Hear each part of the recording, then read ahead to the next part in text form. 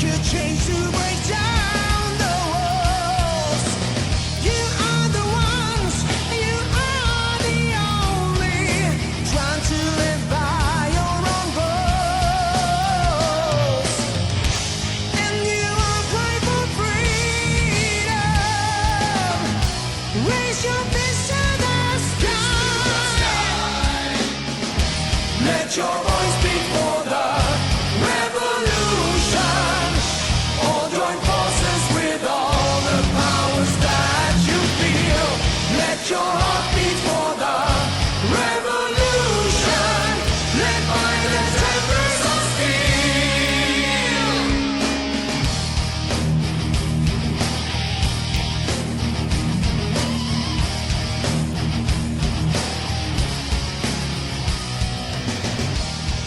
Welcome to episode 59 of Masters of the Forge. My name's Adam, and with me I have no one. That's right, I'm sitting sad and alone in my office. We couldn't get an expert on Black Templars on, plus everybody else is either on a vacation or what have you. So I decided instead of postponing the episode or anything like that, or just kind of trying to guess our way through the lore, I decided to go ahead and write an audio story for you. So we're gonna have basically a short story that I've written about the Black Templars. There's going to be a lot of exposition in it, so there's going to be some things that are explained. So those parts are probably, kind of not what you'd expect in a regular story. You wouldn't get a lot of explanation. I tried to weave it in as, thoughtfully as I could, so it's not boring. So I'm not going to jab on too long. I just wanted to say I'm definitely going to try to not do a whole lot of, fake English accents and stuff. I know that we have quite a few listeners from the United Kingdom, and I definitely don't want you guys to feel like you're listening to the worst audio drama ever. So I'm just gonna use my normal speaking voice for the narration. I apologize. Maybe and then I'm gonna try to do some kind of different voices so you know who is talking. But in the future, I would love to find some folks who are good at reading out loud and are English, and we can get some different characters in here to do the dialogue. I'm not going to do sound effects. This is not an audio drama. It's an audio short story. So we're not going to get that crazy. I have things to do. All right. So without further ado, we're going to have a quick message from the Nova Open Foundation. And after that, the story will begin. Thank you very much. There won't be an outro. The story will just end, and that will be the end of the podcast. Thanks for listening, guys. The Nova Open Charitable Foundation, NOCF, is proud to announce the opening of the 4th summer season on the 1st of July 2016. The Nova Open created the NOCF to promote the compassionate force of the worldwide community of tabletop wargamers and their willingness to support these causes. Since its inception, the NOCF worked with the miniature wargaming community to raise over $60,000 for charities such as Doctors Without Borders and the Breast Cancer Research Foundation. You can help by purchasing tickets for a range of raffles for armies and miniatures painted by world-class artists. There is a $10 minimum at checkout. Take your chances on any one or all of the nearly 20 online raffle items. Participants can purchase unlimited tickets at $1 per ticket for the following: the Bad Moon Squadron Orc Army, which is the NOCF Premier 2016 Consortium Army, Nova Marines Adeptus Astartes Space Marine Army, Mjolnir Space Marines Army, Flames of World War II Soviet Tank Company. In addition, only 750 tickets are available at $2 per ticket for the following special raffles: Infinity Achilles Limited Edition 10th Anniversary Edition Miniature, Horus Heresy Pride of the 14th Legion Detachment, X-Wing the Emerald Empire Ships, Also, only 750 tickets are available at $2 per ticket for single model prizes. NOCF will raffle 11 models that winners can have delivered to their homes. Buyers can take a look at the models on the NOCF website. They will be shipped to the winner anywhere on the planet with deliverable address.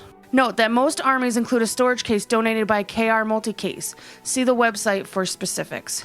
Help the mission, spread the word, share the newsletter, blog post, web post, Facebook away. Together we can make this the best fundraising year ever. Tickets for these raffles sell quickly, so make sure you pick up your ticket today. If you have additional questions, please email novacharities@gmail.com. To donate, visit our website at novaopenfoundation.org. Thanks for helping to make a difference.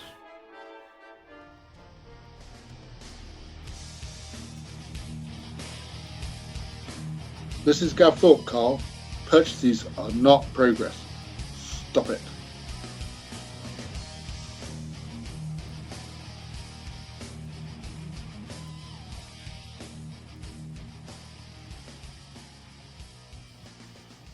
Black Deeds by Adam Fasselt. When the Black Templars arrived at the Arviat orbital stations, their enthusiasm in the meticulous extermination of the Coven of Agony's Kiss was exemplary of their rich history of brutality against xenoforms. The various and imaginative mortifications wrought upon the Arviat people at the hands of the Webway Eldar revealed themselves as the Black Templars gained ground. The blasphemous manner in which the humans had been ruined infuriated the Astartes. Their zealotry in exacting justice evolved into a crimson rage. Those Dark Eldar, unfortunate enough to be trapped within the confines of the various structures clinging to the surfaces of the stations, or within the stations themselves, met inglorious ends. Their delicate bodies were all but vaporized by promethium flames or blasted to chum by bolter shells. They barely had a moment to exult in their own suffering. The cloud of ancient stations above the dead world of Arviat had become charnel houses, first under the oppression of the Coven, and then after the arrival of the Black Templars. For 3,000 years since Arviat's atmosphere had begun to bake off, those residents who could afford it had emigrated to the many void stations in orbit around the world. Over the millennia, the exploding population had built upon these stations, much like the traditional hive cities build upon themselves. Now, the Arviat orbital stations had very little in the way of true resources or manufacturing to offer the Imperium, except, of course, hardy troops with perfect skills necessary for void warfare. When the Black Templars began purging the stations of the Xenos threat, many pockets of human resistance also flared up and joined in the struggle. When their fortunes turned sour, the more intelligent among the Eldar boarded their flimsy yet nimble skimmers and attempted to extricate themselves from the combat zone. The Coven's spindly ravagers and the Templars' land speeders danced a deadly waltz in the void between the stations and also throughout their rickety, monolithic towers and shadowed valleys. The Eldar were able to gain a considerable lead on the land speeders by hugging the terrain close and making risky maneuvers. When they were certain they had the advantage of range, they broke away and blasted for the next nearest station, smaller than the last, but still large enough to block the Templars' line of sight. There they expected to find their hidden black-sailed void ship awaiting them. Instead, they found a cloud of dust, and beyond it a Black Templar strike cruiser. Trapped between certain doom and the same, except for a chance of taking a few Black Templars with them, the Coven transports reversed course and made a last charge against their pursuers. The Black Templars did not engage this charge directly. They banked away, peeling off in 4 directions and driving back into the maze of broken orbital stations. The Eldar gave chase, dividing their forces without pause. Once again, the raven-black machines pirouetted around each other throughout the strata of iron, steel, gold, glass, and ferrocrete. Neophyte Larer never dreamed of a battlefield such as this. Massive, haphazard towers of steel and glass rose to either side and behind him. Shadows permeated everything, though his Astartes' eyes could pick out enough detail to negotiate the strata of junk without puncturing his pressure suit. Eyes forward, neophyte, Initiate Mal voxed on the squad channel. This isn't a holiday. Lara risked a weak excuse. Taking in my surroundings, sir. You never know. May I ask why we are just standing here, sir? The Xenos are either inside or fighting with our speeders. That's the Sword Brothers' responsibility, neophyte. Your job is to have your weapons at the ready and pay attention to the canyon entrance. The rest of the team depends on you doing your job. By extension, the Crusade, the chapter, and the Emperor himself depends on you doing your job. Do you understand? Mal's instruction wasn't delivered with admonishment. It was simply a matter of fact. Understood, sir, he said with sincerity. Lehrer joined the other 4 neophytes where they stood in relatively clear ground behind a large collapsed hunk of plasteel. The neophytes seemed hungry. Their stances, with their black lacquered bolt pistols and chainswords, were aggressive. Their eyes were fixated on the cavern entrance several clicks away where the sunlight gleamed off steel and glass. Sword Brother Kelzig's apprentice, Neophyte Jays, privately voxed, "Good of you to join us." Lara couldn't tell if Jays was serious or giving him a hard time. "Of course, brother. I'm happy to come over here and stand with you. What stance is that? Melee 12 and 4? I prefer 11:30 and 3:45 myself, perhaps 3:40. Jays turned his head to face him. Lara couldn't see the neophyte's eyes through the helmet's goggles, but he was fairly certain Jays was glaring at him. Lara chuckled to himself and assumed a stance readiness at 12 and 4. "Your neophyte needs instruction on battlefield decorum, Initiate Mal," Sword Brother Kelzig said. Had Kelzig heard his discussion with Jays? Were the private channels not private? Mal replied, "Your neophyte needs instruction on levity, Sword Brother. You may send him to me. I will teach him the fine art of sarcastic monotonal jibe. In turn, I shall send my neophyte to you for instruction on bloody well paying attention in a war zone." All 5 neophytes turned their heads slightly, as if they were certain they hadn't quite heard that right. After a tense moment, the 2 battle brothers laughed. Kelzig said, "Very well, then. It is a done deal, Mal." Throughout the exchange, neither the initiates nor the Sword Brother had dropped their guard. They reacted immediately when 2 land speeders made a hard turn maneuvers into the shadows of the Steel Canyon. "Neophytes, crouch! Become one with the surroundings," ordered Kelzig. While the other 4 neophytes crouched immediately, Lara slid a meter forward, closer to the wreckage. "You 4, barked Kelzig, "join Lara." The other neophytes had shouldered up next to him just as a squadron of agile Dark Eldar Ravagers made easy work of negotiating the turn, then accelerated into the Space Marine's trap. "Emperor," voxed Kelzig, "give us the strength to wage your justice upon this filth." The land speeders pulled up hard, nearly grazing the drab structure at the end of the canyon, pushing gravity that would make any common man lose consciousness and any lesser machine's fuselage rip itself apart. "Lend us your clarity, Father." The Eldar, with far more time to react, pulled up at an easier angle, eager to bring their weapons to bear on the Black Templars speeders, which had lost a great deal of speed due to their ascent. "Initiates now!" barked Kelzig. The initiates burst into action. Bolter shells and melta-beams stitched open the exposed bellies of the Ravagers, ripping them apart and spilling Eldar hither and yon. Most of the Eldar were killed instantly, ripped to shreds as their momentum dragged them across the canyon's broken floor, or smashed to chunks when they slammed against the jagged back wall. 5 Eldar survived the fall, rolling with their momentum when they hit the ground. They took advantage of the light gravity and launched themselves at the Black Templars' position. Their knives glowed red-hot in the gloom. Lehrer holstered his bolt pistol and righted himself. Kelzig roared, "Neophytes, butcher them!" Their mag boots disengaged automatically when the neophytes' powerful Astartes' legs kicked against the orbital station's cracked surface. The Dark Eldar streaking towards the initiates were met with brutal body checks from below. Lehrer hugged his victim close with his sword arm while delivering a flurry of crushing punches with his free hand. The stunned Eldar attempted to strike out with its blade, but Lair snatched the monster's weedy arm in his free hand while he let go of the Eldar's body with his other arm. The two for a moment appeared to be dancing in the void, but the only music was Lair's breathing set to the staccato of his heart's beating. Lair allowed himself a moment to look into the Eldar's mirrored faceplate. He only saw his own reflection, but he could feel the alien presence staring back at him. Just one in countless billions. Just one could he claim for the Emperor. It was a pitiful offering, this flimsy thing, so easily broken. Just the same, he imagined the suffering this single small creature had wrought against the common people of Arviat.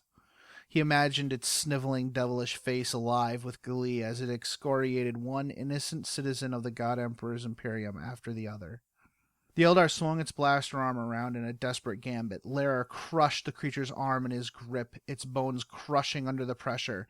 Lair yanked the Eldar towards him and hacked at his opponent with a wide, clumsy swing of his chainsword. He poured every liter of his hate into the swing, first ripping through the arm holding the blaster, then through its midsection. At the end of its arc, the whirring blade glanced off Lair's own plasteel boot. He disengaged the sword's mechanism immediately to avoid injuring himself. The bottom half and the arm of the Eldar floated away in a lazy, eternal spin.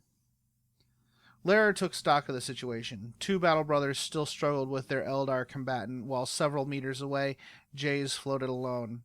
Had he killed his opponent? Lair decided that was unlikely. Jace was floating freely and making no attempt to head back to the surface. He also had a few knife holes in him. Lair looked for his foe, scanning the 3 airlocks he had seen earlier, and found it at the nearest one. The Eldar already had the console open and was fiddling with the wiring.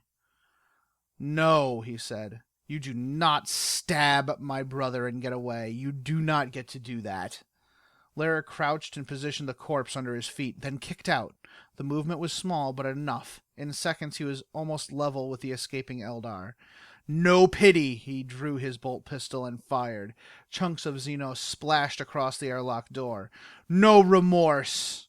That was 2. He delighted in the knowledge that his impact was already starting to add up. The momentum of his shot took him to Jace's floating body, which he captured. They were spinning quite badly by then, but Lair was able to take a shot into the void above them with his bolt pistol, giving them enough thrust to make it back to the ground and activate his mag boots. The other neophytes had dispatched the rest of the Eldar and had followed suit. Lair marched over to Initiate Mal and saluted him with his free arm. He held Jace in the other. "Sir?" Mal returned the salute. "And that's why we're just standing here, neophyte." "Underestimate the Black Templars at your own peril, my lord. If anything, heed that advice. The Coven thought they were too cunning to be outmaneuvered by the Black Templars, and they paid for their pride with their lives." Lord Valda Galvanus leaned forward in his massive throne. "Thank you, Champion Corian. Informative and entertaining. Be sure to convey my pleasure to your agents." He tipped his bronze cup in Corian's direction. "As always." Galvanus leaned back and shifted in his huge battle plate. It was a suit of Mark IV Astartes power armor, the design of which resembled the pre-industrial Terran knight armor of old. The plate was tinted jet black and adorned not with spikes, but rather plumes of spines. Chains had been welded to every individual plate. These snaked around his body and ended in a collar of adamantium chain which was threaded through the very flesh between his neck and shoulders. The helm, now sitting on the heavy wooden table in front of him, had been altered into the shape of a disturbing grimace. It bore a single curved horn, where the bridge of the nose ought to be. Regardless of his discomfort, Galvanus still used the throne during meetings with his subordinates. The throne, fashioned to resemble his battle plate, sent a message to those who might forget to whom they owed their lives. Corian managed a small bow. "Thank you, my lord. Interesting that you note that the Space Marines pushed their neophytes into combat first." He emptied his cup and put it on the table where a small steel spout rose from the shadows and snaked over the brim. The human servant operating the tube device did not make a sound as he filled the cup with more swill. "Yes, my lord. It isn't that the neophytes are seen as expendable, far from it. However, every moment of battle is a chance to learn. Also, while the situation was dangerous, it was not dire. It was an excellent chance for the neophytes to slick their blades with Xenos blood and feel the fire in their bellies, as it were.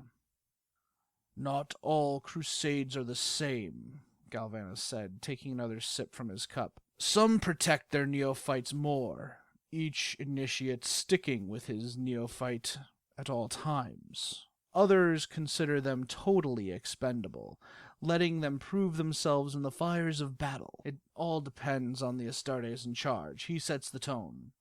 It seems the Castellan of this fighting company prefers that his neophytes act as a team, but defer to their respective mentors in matters of instruction. Corian nodded. Quite so, my lord. Galvanus allowed himself to regard Champion Corian with a smile. Also fortunate that the station's distress messages were able to break through the Eldar jamming technology. Corian raised an eyebrow, a gesture of feigned innocence which Galvanus did not buy for a second. Indeed, my lord, and without alerting the Coven either.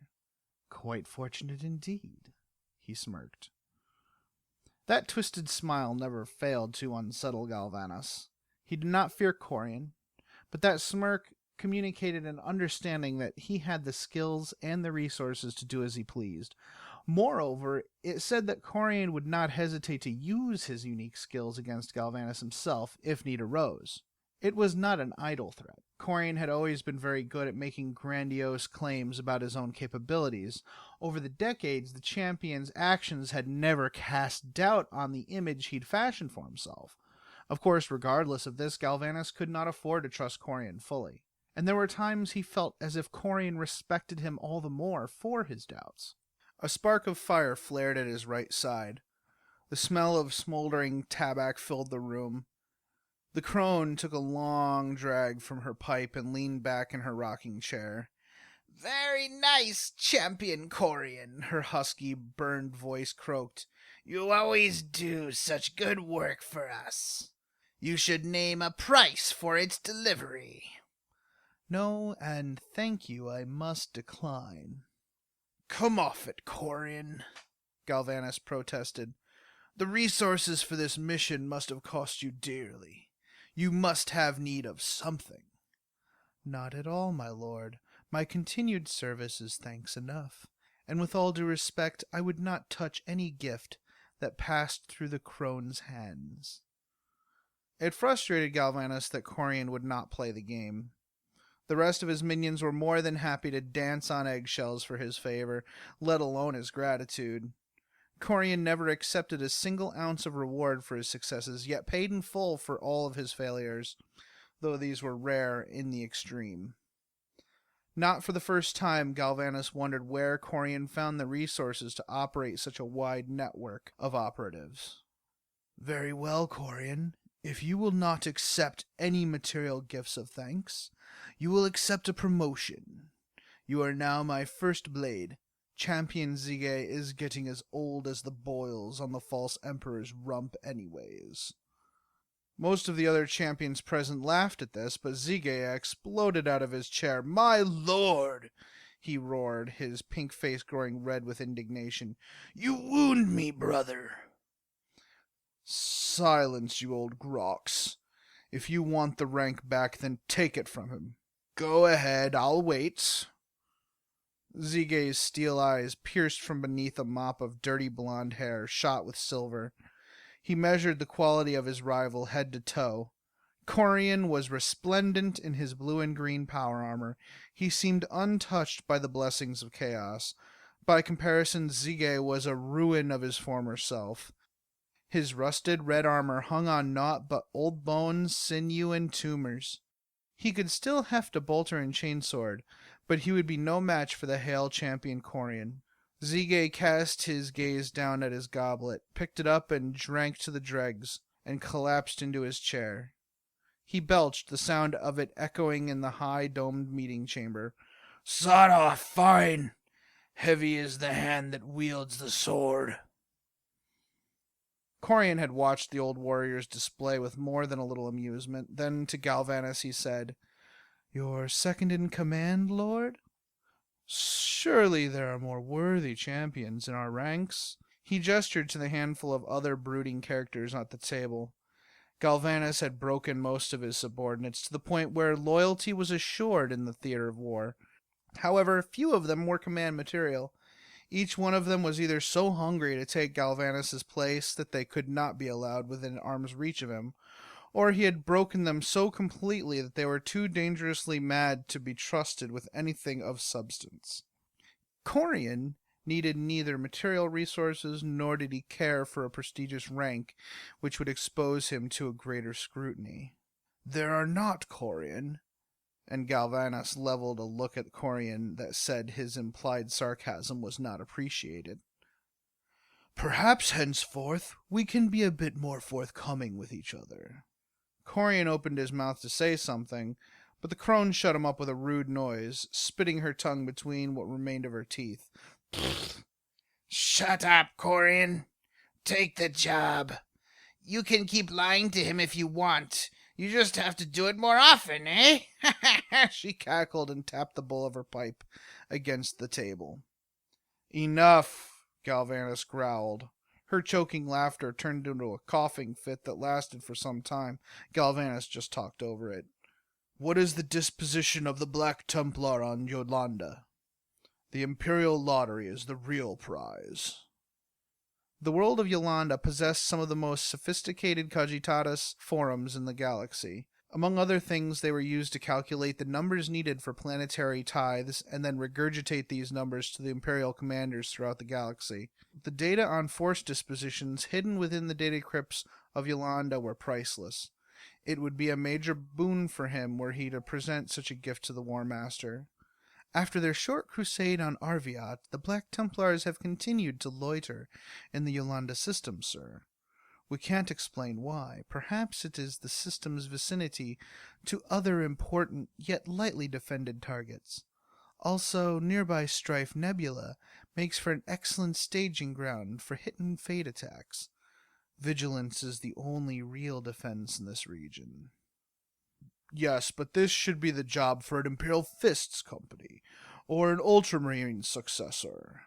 The Templars should be on the move, not resting on their laurels. Who commands them?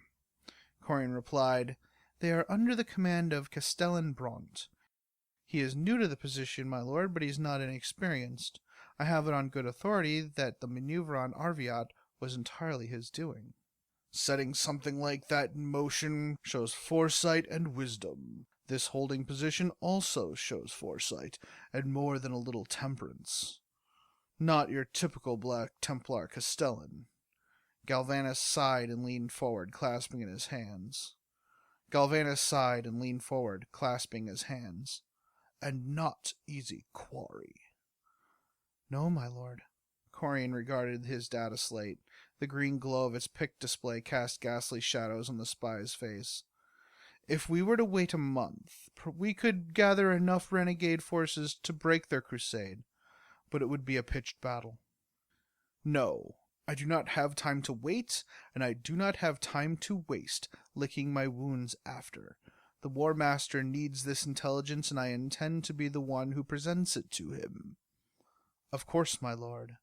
I am in full agreement on the matter.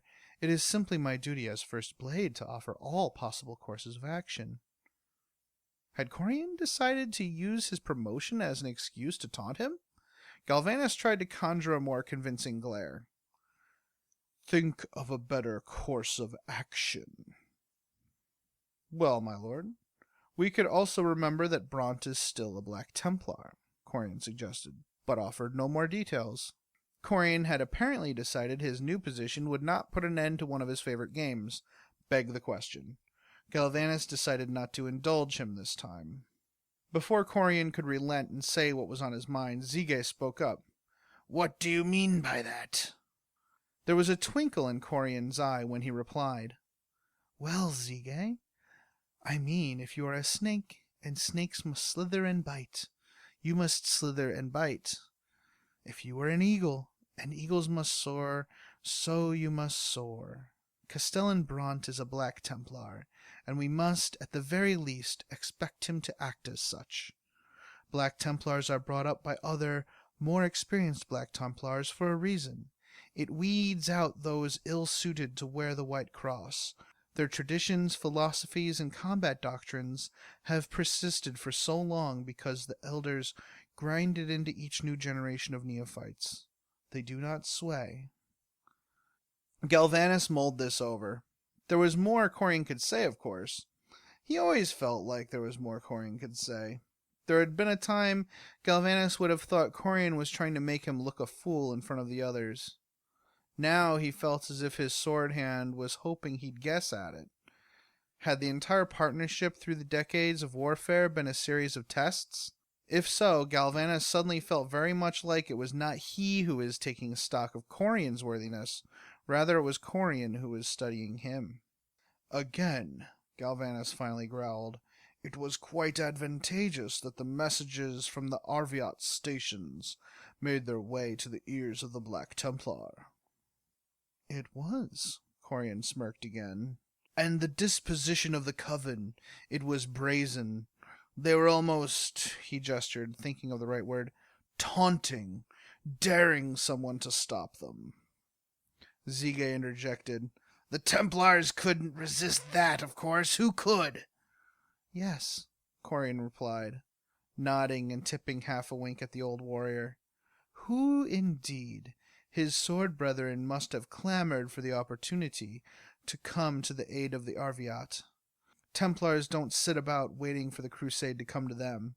In order to maintain morale and whatever respect he has from his subordinates, Bront must acquiesce to their base desire to exact justice upon anyone in the region who seems to have it coming to them. Galvanus stood, his heavy throne groaning against the marble floor. Then the plan is simple. One blade of our forces shall strike at Arviat. Zige, you shall lead the attack. Me? Zige sputtered. Of course you. Every warlord in the region has come to recognize your hunger for weak and dying prey. They call you the Vulture of Strife, do they not? In fact, I want you to announce yourself to the stations upon your arrival. Then you shall pillage them for all they are worth, both equipment and slaves. Set each station aflame once it is empty of anything useful.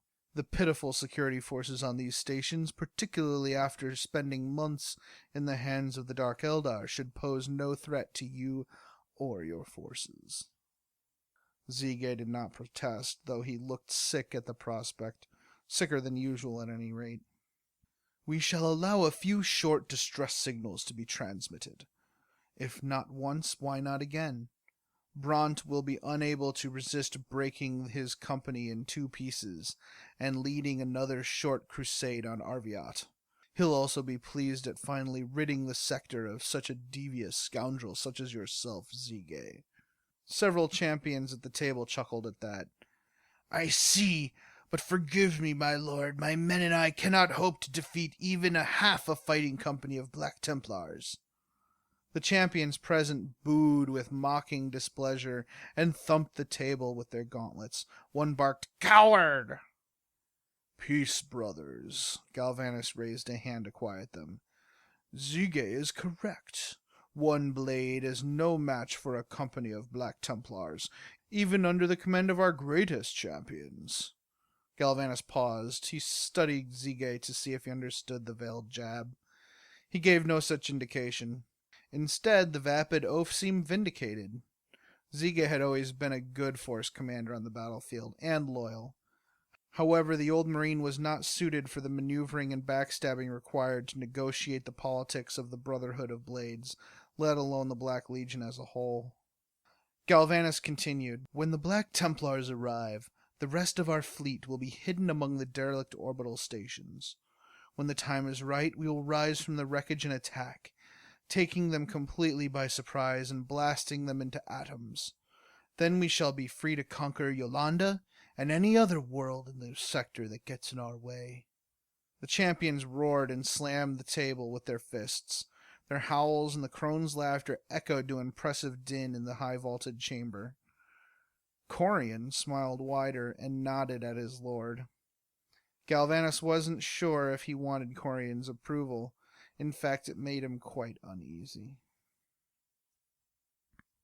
5 stations had fallen, 2 of them literally. Internal explosions had knocked them from their fragile orbits, then dashed them against the surface of the dead world below. The other 3 stations still hung in the void, burning off what remained of their fuel stores and oxygen. The 6th station was nearly under Zige's control. Thousands of slaves had already been packed into the station's highest towers, where they would be tendered onto bulk freighters.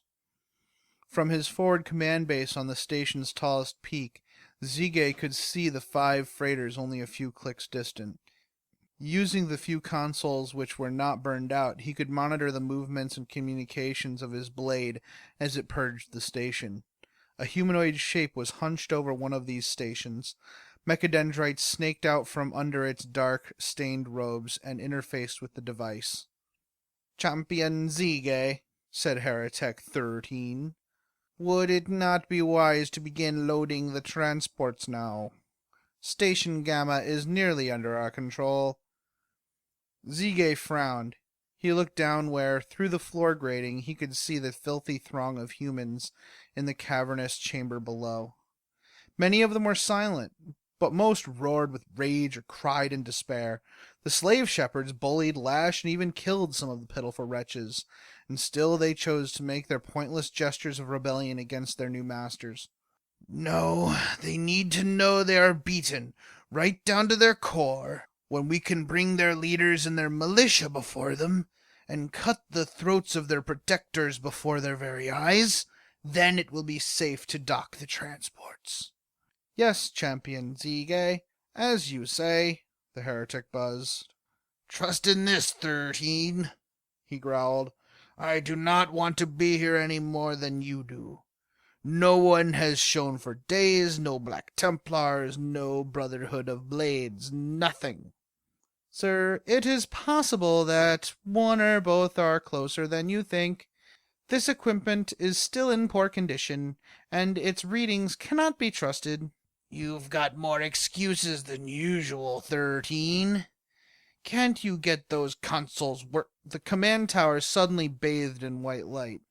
Zige's genetically enhanced Astarte's eyes adjusted immediately. Through the viewport he could see that one of the transports had been reduced to fragments. The others were trying to maneuver themselves into an escape route, but no fewer than 5 Black Templars frigates crippled them in a single pass. "Finally," Zige said, "I can't wait to get out of this throne-forsaken system. 13. Relay the disposition of our fleet the moment our forces make themselves known, and we shall coordinate our attacks." There was no answer. 13. The heretic was still slouched over the console, but wasn't moving. This was especially odd because the old heretic was so poorly augmented that her remaining human parts tended to shake violently in stressful situations. Zige strode over and clasped 13 by what passed for shoulders. The body leaned back, revealing an empty socket where the heretic's head and parts of her torso were once framed. 13 had not suffered from some kind of accident. She was just gone.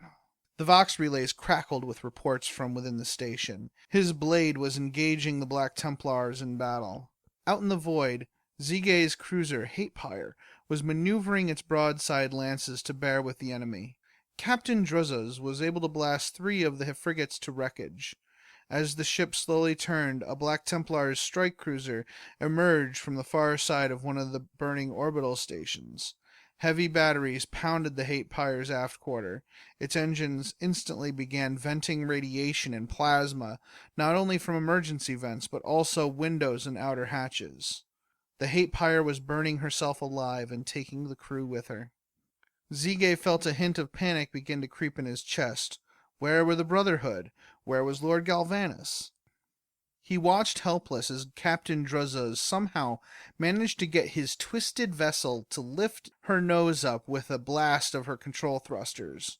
The maneuver flipped the vessel in a half somersault in order to protect its damaged quarter and bring its weapons to bear. The crippled ship released a desperate fusillade of torpedoes at the charging strike cruiser. One nuclear warhead found its mark against the enemy vessel's void shields, but it was able to avoid the rest. This evasive maneuver brought the Hate Pyre's starboard lance batteries to bear against the strike cruiser, but it only managed to further weaken her void shields. Captain Druzza's bad fortune turned catastrophic when the control thrusters, which he had used to engage the come-about maneuver, failed to disengage. The Hate Pyre was soon somersaulting through the void with such violence that she broke herself in two.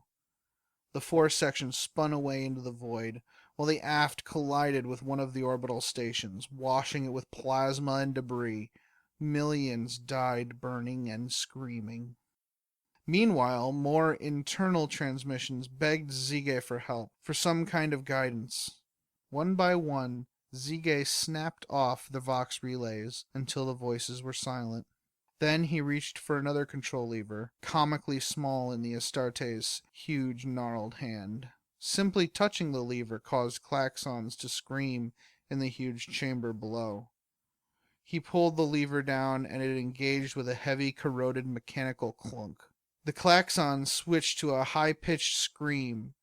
He twisted the lever and pulled it down further. Below, a bang shot through the cavern of protesting, arguing, crying humanity. For a moment they screamed as they were blown out into the void. Then there was nothing. True silence, if not for his own thoughts. After a moment he engaged the lever again, and air roared back into the chamber. "Time to go," he said to no one. "Agreed," a voice replied. Almost no one. It was a deep voice, a clean voice, not one tainted by the touch of one chaos power or another. It was Astarte's.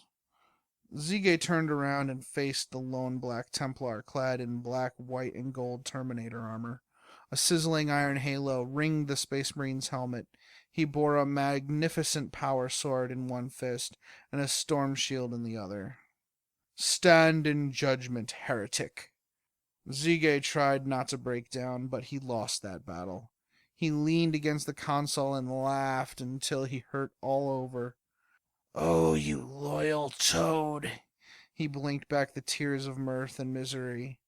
"Speak for yourself, heretic." The Castellan advanced on him with caution, clearly wondering what Zige was playing at. "Oh, I am Castellan. I am that, and I have already paid a dear price. What more can you take from me? You, on the other hand, have so much to lose. You have a butcher's bill to pay, though you don't yet know it." Strong words from a former battle brother who's about to experience the justice of the chosen sons of Dorn. Bront was a whisper away now, his shield protecting him from whatever trickery he imagined Zige possessed. Zige slowly reached up and grasped the edge of the storm shield. Its coruscating energy danced on his bony fingers. "No games, Astartes. I'm finished. You have me. I have no cards up my sleeve, and I am clearly outmatched here." "So it seems." Zige's fear and anger had become manic. His mind was breaking. He knew his Reaper had come. "Before you execute your duty, Castellan, answer me this one question. What possessed you to dedicate as many of your forces here as you have? Why would you do such a thing?"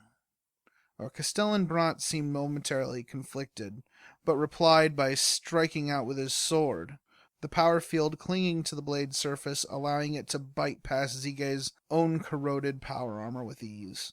With a grunt, Bront pushed the blade through Zige's body.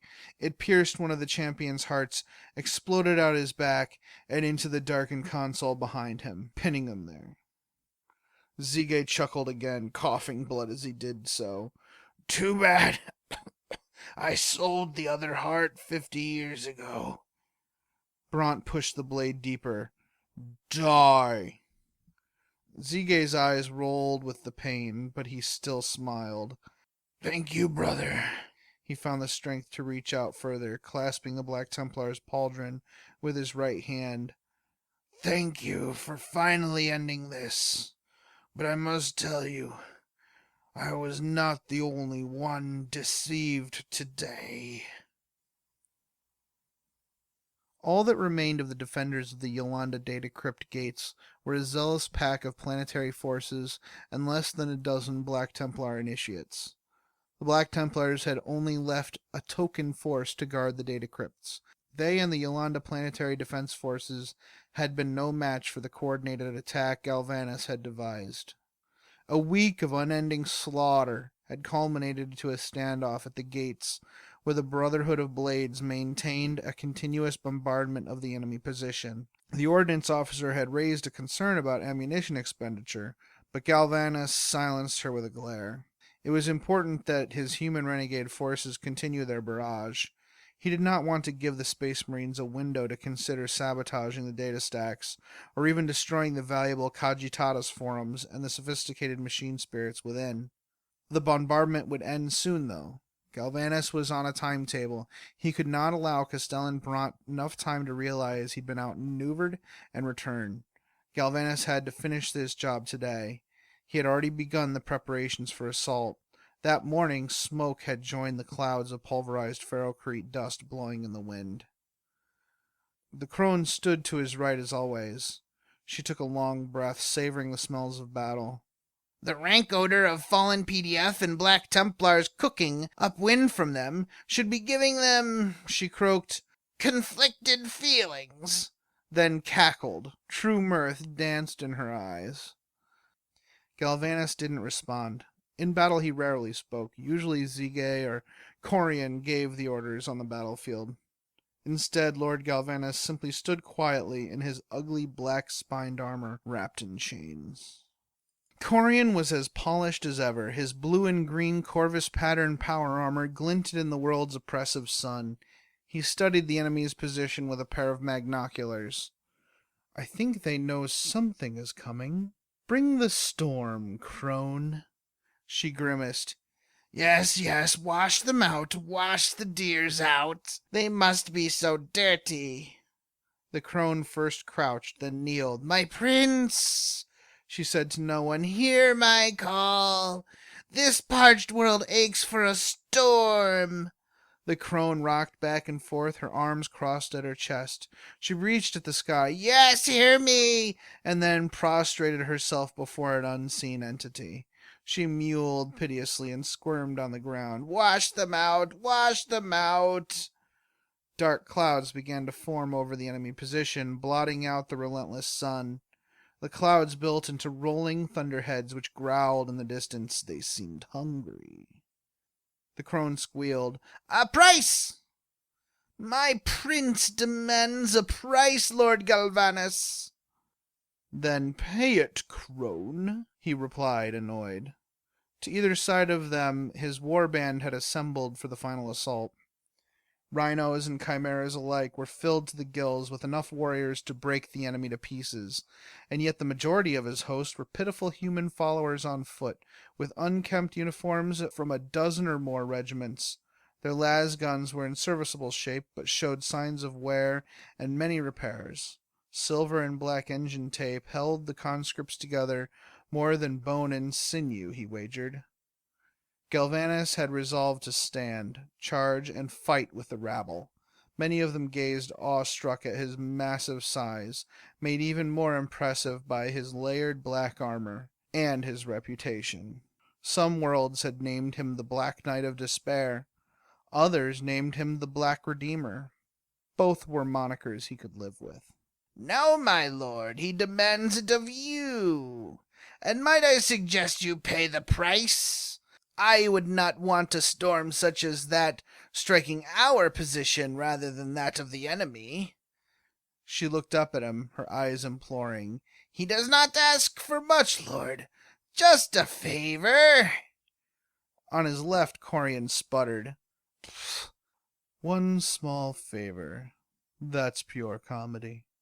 I wonder, my lord, how many small favors Champion Zige has accepted since the crone joined our warband.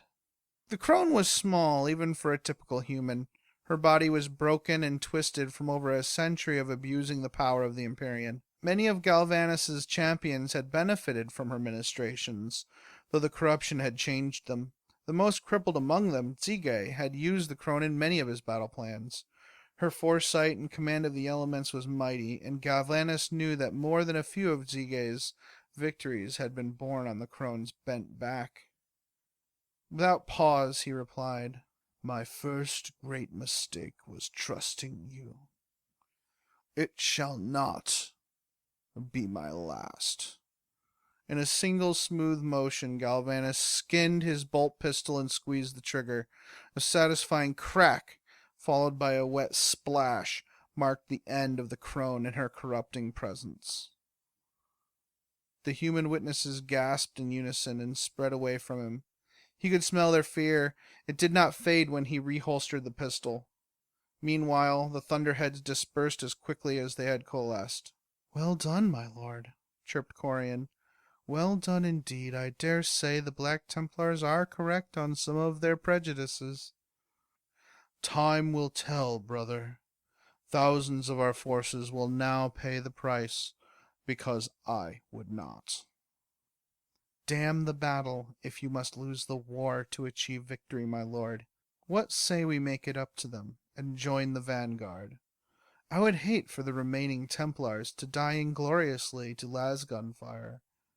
He unsheathed his power sword and smiled. It wasn't his usual smirk, but a genuine, warm smile. For the first time in centuries, Galvanus shivered. In order to get that image out of his head as much as anything else, he drew his gladius and pointed it at the enemy. His voice boomed from his helm, and also all of the voxcasters within a 10-click radius. "Death to the false emperor!"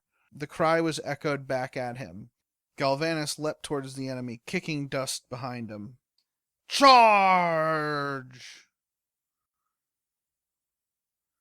Neophyte Larer held the Mark VI helmet in his hands, the eyes glowering at him in the gloom. "Sword brother, I can't." "You can and you will, maggot food. I will not have your head popping off in the first moments of battle. The helmet's power umbilicus should be compatible with your own suit's couplings.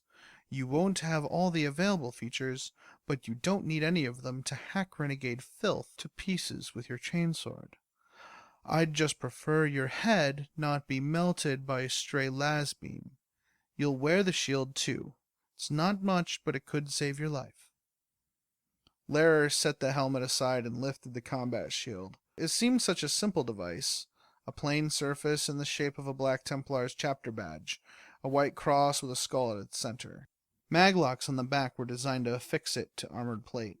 When activated, it could, if you were quick, deflect even the most terrible of death blows. Unlike a storm shield, this was light enough he could still operate his bolt pistol in the same hand. "Forgive me, sword brother. I simply thought it would be years or even decades before I was allowed to wield relics such as these." Sword brother Kelzig was a rock for all the emotion he conveyed beyond his hatred for the renegades which surrounded them. The constant mortar shelling did not faze him. The bad morale among the humans did not faze him. Even the loss of so many battle brothers did not faze him. "You are still learning, and you still have not earned the right to wear a full suit of battle plates. However, you have learned quite enough to be entitled to keep your head, regardless of the questionable quality of the meat inside it." Larer blinked at the sword brother. Had that been a joke? He decided to play it safe and simply say, "Thank you, sir." "You're welcome. You can also thank me because I am taking you on as my apprentice. Both Initiate Mal and Neophyte Jays are dead now. It only seems fitting that we carry on henceforth in their honor. We shall observe the proper rituals when we have destroyed our foe, of course." Before Larer could gush his gratitude at the seasoned veteran, Kelzig stalked away. The sword brother was moving from bunker to bunker, personally relaying their battle plans and putting in a few monotonal words of faith and encouragement to the men therein. The veteran's stoicism was an inspiration for Lara, to be sure. He hoped to one day master that kind of cold confidence. He wasn't so sure it was very reassuring to the humans. A voice moaning from within the bunker broke him from his reverie. "I can smell them! Oh, Emperor, save us! I can smell them, and I am so hungry!" Lara rose and donned the helmet. The bright displays within the ancient helm lit up with data. Moreover, he could see perfectly in the dark. His own Astarte's eyes were better than the average human, of course, but the helmet was a wonder for the senses. One of those senses was smell. The helmet processed and detected the nature of any particulates it filtered out. In this case, among them were ash floating on the wind. The helmet's crude genetic analysis confirmed that the remains were both unaugmented humans and Astartes. The young man who had spoken cowered in the back of the bunker. Tears leaked from his eyes, though Lara knew not why the boy's body would allow him to waste water on such behavior. Like the rest, his uniform was disheveled, his hair unkempt, and his hygiene a complete disaster. His boots were worn nearly to the quick, and his pants were stained with blissfully unrecognizable things. A crude low-Gothic 8 had been spray-painted in white on his uniform, as was the case for all the troops in the bunker, but it was chipped and blood-stained. His neck tags bore the name Private K. Morrison. He didn't know what to say to the troubled infantryman. Should he console the youth and explain to him that the Emperor protects the brave fighting soldiers of the Imperial Guard? Should he dress him down for cowardice? Even shoot him as an example to the others? In the end, Lara decided he was no priest, he was no commissar, and he's sure his throne was no sword brother Kelzig. "You are alive, aren't you?" he said, trying to summon as much of his Astartes baritone as he could muster through the helmet's vox. The infantryman cast his eyes down and bit his lip. At least he had shame enough to not actually say, "For now." "You are. And why is that, Private Morrison?" "You saved us, Space Marine." "Private, do not lie to me again, or I swear to the God Emperor that I will waste one of my last bolt rounds on your miserable face, sir." The language of that last admonishment seemed to confuse young K. Morrison, but at great length he said, "I killed them. I killed them before they killed me." "That's well right, Private. Your lasgun is shy about 90% of its charge, and you've got no power packs left. Chunks of cauterized flesh stain your uniform and are still stuck in your hair. Dried blood is drenched on the handle of your knife. The look of the Emperor's justice is in your eyes, but for my life I could not say why it haunts you, soldier. You have killed heretics, dozens of them by the looks of you, many of them in brutal hand-to-hand combat. You have done more in 6 days than most men do pushing script their entire lives. Your misery confuses and rather sickens me, sir." The young man was meeting his gaze now, as were all the little humans in the bunker. A couple were even smiling. Neophyte Lara smiled too under his helmet. His mind reflected on all the brothers who had died in the initial assault, all good Marines and some with storied histories. It had bothered him to see their lives snuffed out in such a pedestrian manner by the forces of the Brotherhood of the Blade, a forthright Chaos Warband if there ever was one. His mind roiled to find meaning in their sacrifice at the hands of those so unworthy of it. He found himself voicing the answer to the pitiful rabble of Yolanda PDF Squad 8. "We lived, they did not. We lived so that we may avenge those we lost. We live so that we may give them justice so that they may rest. The Emperor spared us, not so that we could survive and carry on with life as usual. He spared our lives, chose each one of us, because he knew our hearts would be aflame with hate and our mouths would thirst for justice." Thunder rolled overhead, replacing the sounds of mortar fire. The humans all stood and grabbed their lasguns.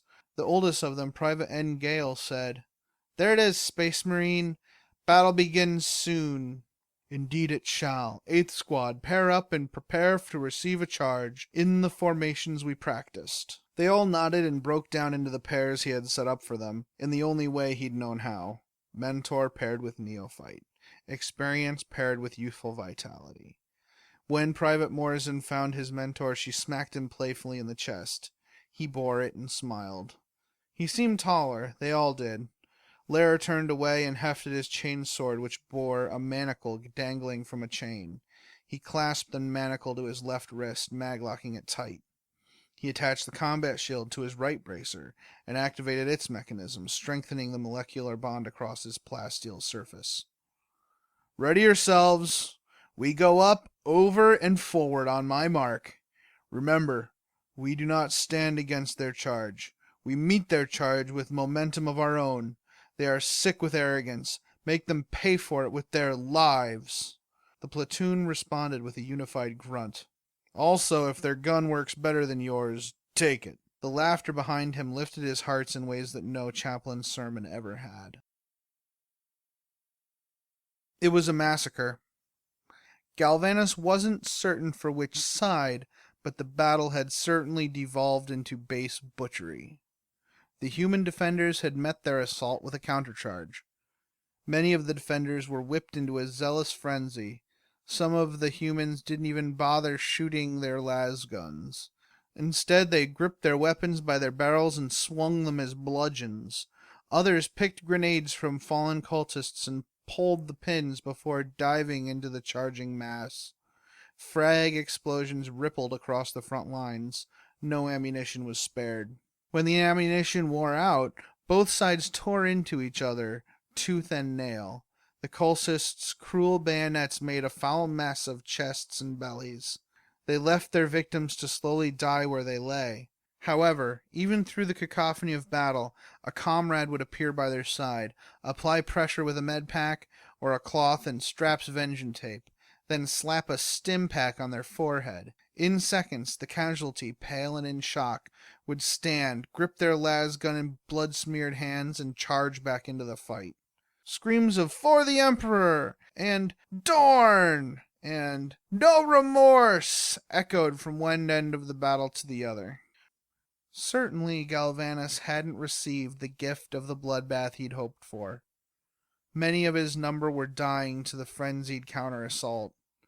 The battle had reached a stage where both sides were pressing in and grinding each other to chum. Galvanus exulted in it. Every loyalist fool who died was one more soul damned for their false hope and ignorance. Every human he butchered dimmed the Emperor's candle that much more. He destroyed every opponent who dared stand before him. His powered gladius was quicker than most power swords wielded by Space Marine captains.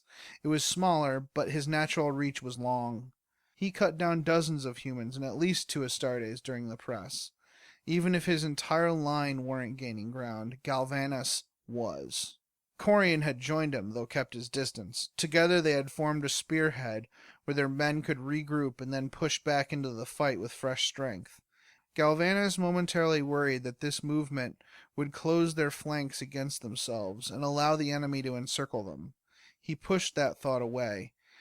There were too few of the enemy to successfully carry out such a maneuver. In time, after an age of murderous butchery, they were scant meters from the data crypt gates.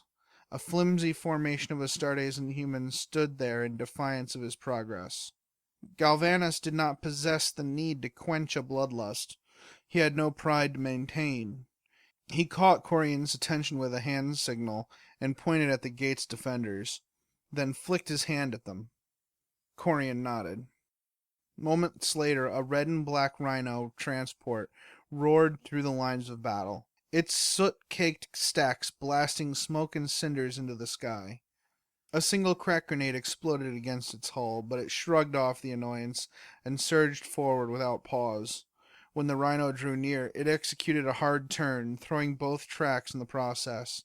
The rear hatch blew open and 10 Brotherhood of Blades Marines leapt out and charged the wall defenders. Their armor was quartered, red and black. They had decorated themselves with vicious spikes and unfettered chains to signify their freedom from the oppressive rule of the Corpse King of Terra. Even as Galvanus fought a fresh throng of enemy guardsmen, he kept his attention on the assault at the gate. Through the cloud of dust and smoke, Galvanus counted half of the Brotherhood's numbers cut down with concentrated las fire and bolters. It was not enough, however. 2 massive gouts of promethium belched into the defenders' ranks. Some screamed in the purest of all agonies, and continued to do so before finally going into shock. The lucky ones were instantly turned to ash. Unsurprisingly, the Black Templars met the Brotherhood's assault with their own merciless charge. When the dust and smoke had cleared, 2 Black Templars and 3 humans remained standing. At least 40 others, including the Brotherhood Marines, were added to the butcher's bill. Those were odds Galvanus was comfortable with. A truly massive space marine in monstrous black spine Mark IV battle plate broke free from the cacophonous melee and charged the remnants of the Yolanda PDF Field Squad 8, bolt pistol chugging as he did so. One found a mark on Larer's helmet, glanced off, and exploded inches away. The force of it was enough to make him take a knee, but he recovered quickly. The second round finished Lieutenant A. Higg in an instant. The third round found a mark on Private Morrison. His leg exploded, and bone and shrapnel peppered his mentor who stood beside him. They both went down. As the Black Knight charged, Larer and Sword Brother Kelzig emptied their own magazines in an attempt to bring him down. Every bolt shell either careened off the enemy's armor or he shrugged off the impact.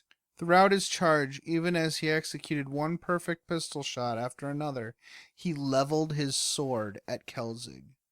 When the Sword Brother's ammo was spent, he cast aside his bolt pistol and picked up the chainsword of a fallen initiate. Brandishing both power sword and chainsword, he accepted the enemy's challenge and met his charge with a roar of defiance. "Dorn and the Emperor!" The 2 warriors met in a concussive blow. Neither felt the need to use their blades in the initial assault. They simply checked against each other, allowing their momentum and raw strength to gain an early upper hand. Sword Brother Kelzig was knocked off his feet and sprawled back. He recovered quickly, rolling on his side and stopping his momentum by anchoring his feet against the loose, shell-blasted earth. He crouched against the skid, then sprung out of it, catapulting himself back at his enemy, this time with blades crossed before him. The Black Knight lifted his own blade to block. Kelzig allowed the power sword to strike the Black Knight's blade, but he pulled back with his chain sword and jabbed for his enemy's midsection.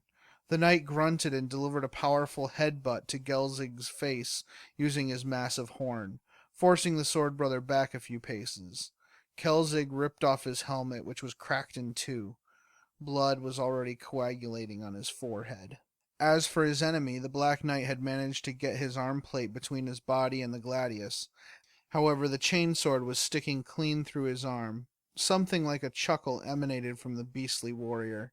He cast away his own bolt pistol and dislodged the blade from his arm by activating it and yanking hard. While the duel wore on, Larer kept the zone clear of enemy combatants who might try to take advantage of the Sword Brother's distracted position. He noticed that the Black Knight had an ally of his own keeping an eye on any guardsman who dared interfere. The traitor bore Mark VI Corvus armor tinted a brilliant shade of blue, decorated with sickly green scales. Larer did not recognize the pattern of the traitor's pistol, but when it turned against a human guardsman, it reduced them to ash. Larer kept his distance, but the traitor in blue didn't seem to be interested in attacking either him or Sword Brother Kelzig. Kelzig was having a hard time finding an angle through his opponent's defenses. The armor was heavier than it seemed, and the joints were well placed. The spines made it difficult to pierce the armor on its flat surfaces without causing injury to anyone who would dare make the attempt. Because of this, the Sword Brother was forced to do all the work, while the Black Knight merely pivoted on the spot and blocked the inevitable attacks. At great length, Kelzig's frustration became his undoing. The Sword Brother closed within the Black Knight's reach and jabbed his power sword into his opponent's armpit. At the same time, a black barbed spine punctured through Kelzig's forearm. Both warriors stumbled, but the Black Knight pitched forward, and Kelzig was slammed between the Black Knight and the ground. Snarls and curses spat from both combatants as the Black Knight pressed against Sword Brother Kelzig in order to extricate his armor from the Templar's body.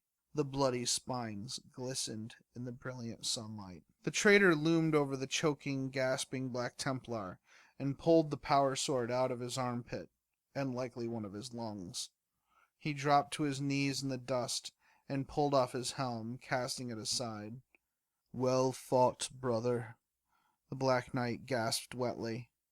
Kelzig reached up and grabbed the chain which snaked through the holes in the traitor's neck. Kelzig mumbled something imperceptible, and the traitor nodded. With his weak arm, the Black Knight covered Kelzig's face. The other hand took up his own powered gladius and drove it into the Templar's chest, puncturing both hearts. In his death throes, Sword Brother Kelzig pulled on the traitor knight's chain, drawing it tight. The knight gritted his teeth, but bore it until Kelzig finally breathed his last. Something hit Neophyte Lair in the back of the head. He spun around to confront his assailant and found the blue-armored traitor standing before him. Where had he come from?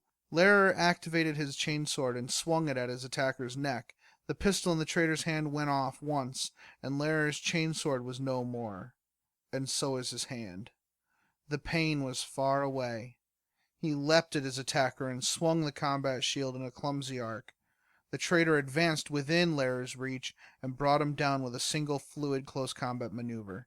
Lair tried to fight, but he was already on his back foot, and he bore no weapon save for the shield and a charred stump. His assailant had him pinned in moments. "So you want to live, Neophyte Lair?" "I want to kill you, traitor," he spat. "Is that any way to talk to the one who is offering you your life? Also, my name is Corian. Pleasure to meet you, Lair." "Show me your face behind that mask, and maybe we can discuss terms fairly," he bluffed. "Oh ho ho, and expose my beautiful visage to whatever pointless attack you have planned for it? I don't think so. But good try, Lair. Fair play, mate. Fair play."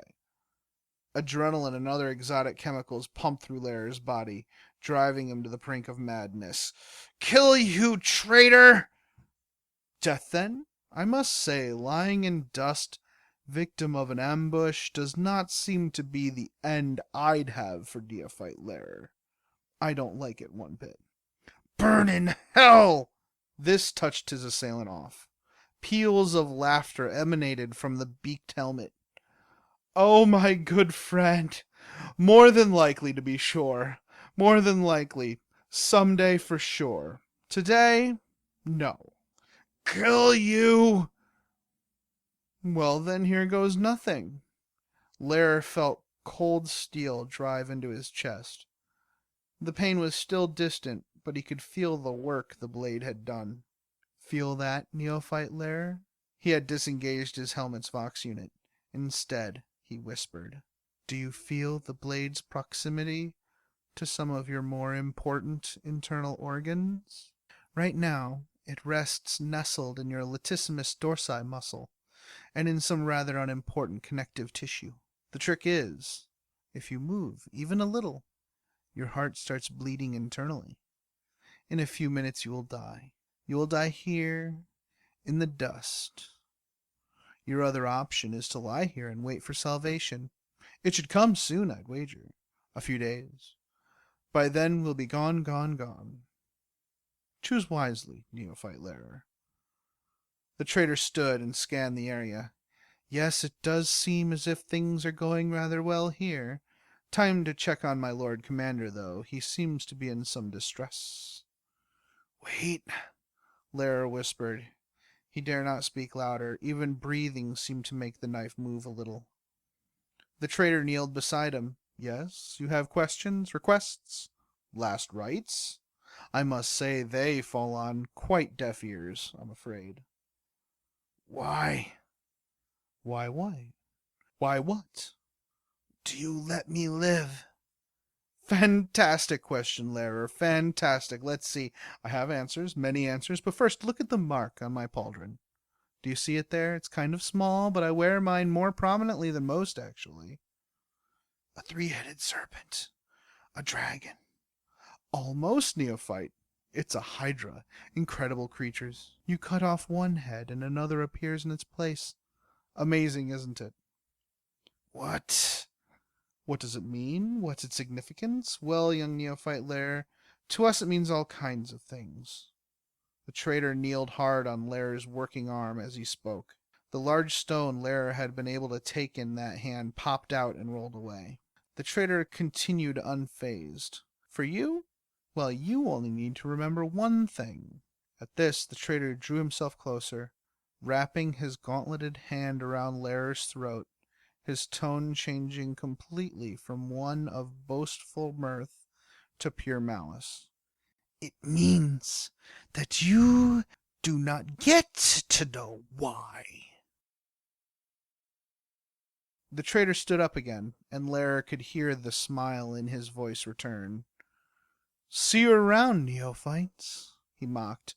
For the Emperor.